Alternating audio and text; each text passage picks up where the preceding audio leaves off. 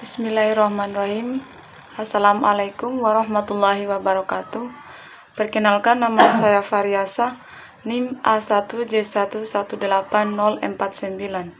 Pada kesempatan kali ini, saya akan menjelaskan tentang sistem saraf involuntar dengan tujuan untuk memenuhi tugas praktikum 5 mata kuliah anatomi dan fisiologi manusia. Baik, langsung saja. Sistem saraf otonom memegang peranan penting dalam meregulasi organ sebelah dalam. Sistem ini bekerja secara otomatis dan di luar kesadaran. Otomatisasi memungkinkan tubuh dapat menghadapi lingkungan yang selalu berubah setiap saat. Saraf otonom terinervasi dengan organ sebelah dalam seperti otot jantung, otot polos, dan kelenjar-kelenjar. Sistem ini meregulasi tekanan dan aliran darah, motilitas saluran pencernaan dan sekresinya, suhu tubuh, dilatasi saluran pernafasan, paras glukosa, metabolisme, mikturisi, refleks pupil mata dan akomodasi, sekresi kelenjar-kelenjar, termoregulasi, dan masih banyak lagi yang dapat disebutkan. Saraf otonom terdiri dari saraf simpatik dan saraf parasimpatik. Preganglion saraf simpatik pendek dan berasal dari gaya mater tulang belakang dan meninggalkannya melalui ventral. Sedangkan preganglion saraf parasimpatik berasal dari batang otak dan bagian sakral.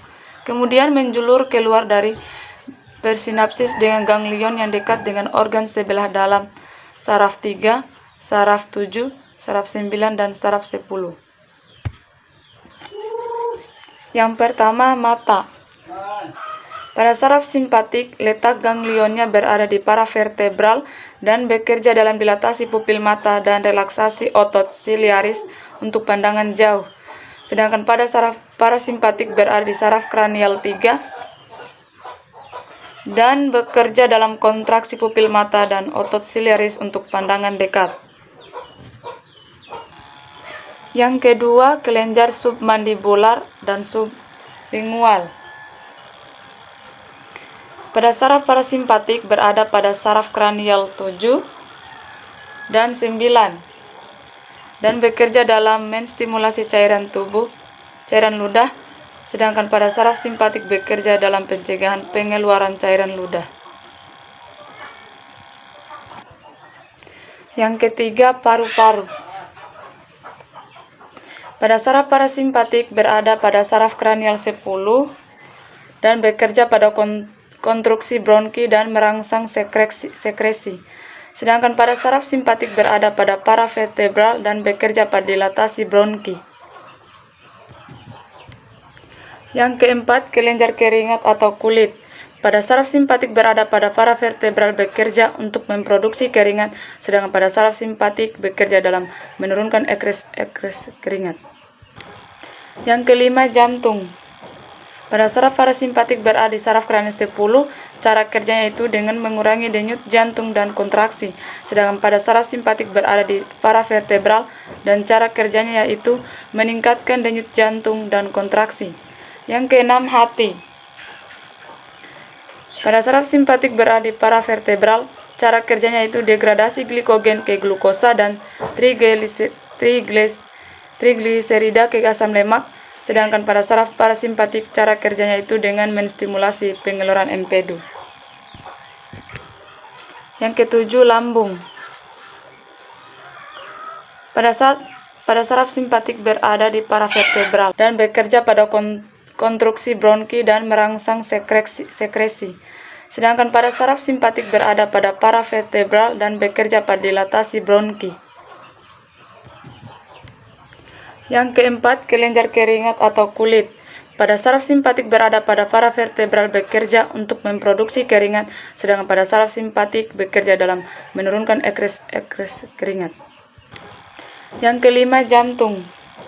Pada saraf parasimpatik berada di saraf kranial 10, cara kerjanya itu dengan mengurangi denyut jantung dan kontraksi, sedangkan pada saraf simpatik berada di paravertebral dan cara kerjanya yaitu meningkatkan denyut jantung dan kontraksi. Yang keenam, hati. Pada saraf simpatik berada di paravertebral, cara kerjanya itu degradasi glikogen ke glukosa dan trigliserida ke asam lemak. Sedangkan pada saraf parasimpatik cara kerjanya itu dengan menstimulasi pengeluaran empedu. Yang ketujuh, lambung. Pada saraf parasimpatik berada pada saraf kranial 10 dan bekerja pada konstruksi bronki dan merangsang sekresi. Sedangkan pada saraf simpatik berada pada paravertebral dan bekerja pada dilatasi bronki. Yang keempat, kelenjar keringat atau kulit. Pada saraf simpatik berada pada paravertebral bekerja untuk memproduksi keringat, sedangkan pada saraf simpatik bekerja dalam menurunkan ekres keringat. Yang kelima, jantung. Pada saraf parasimpatik berada di saraf kranial 10, cara kerjanya itu dengan mengurangi denyut jantung dan kontraksi.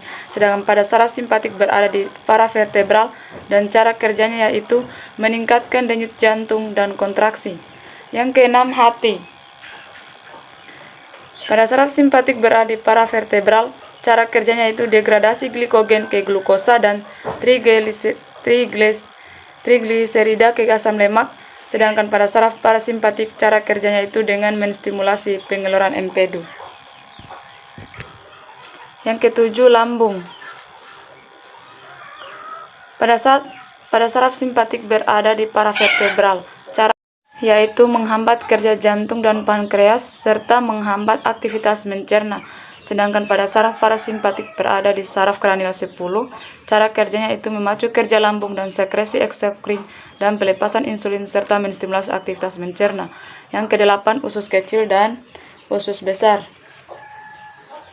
Pada saraf simpatik berada di paravertebral, cara kerjanya itu perlambatan pencernaan dan menghentikan sekresi dan kontraksi sphincter. Sedangkan pada saraf parasimpatik berada di saraf kranial 10 dan saraf sakral. Cara kerjanya yaitu meningkatkan motilitas dan sekresi dan relaksasi sphincter untuk meningkatkan defekasi. Yang kesembilan, ginjal. Pada saraf simpatik berada di paravertebral dan bekerja dalam sekresi epinefrin dan neuroneprin. Yang ke-10, kandung kemih. Pada saraf simpatik berada di paravertebral bekerja dalam relaksasi kandung kemih. Sedangkan pada saraf parasimpatik berada di saraf sakral bekerja dalam kontraksi kandung kemih. Yang ke-11, genital.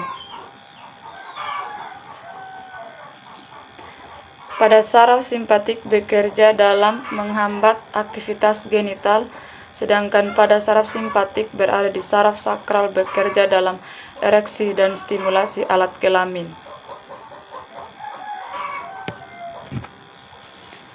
Itulah materi penjelasan saya tentang sistem saraf involunter.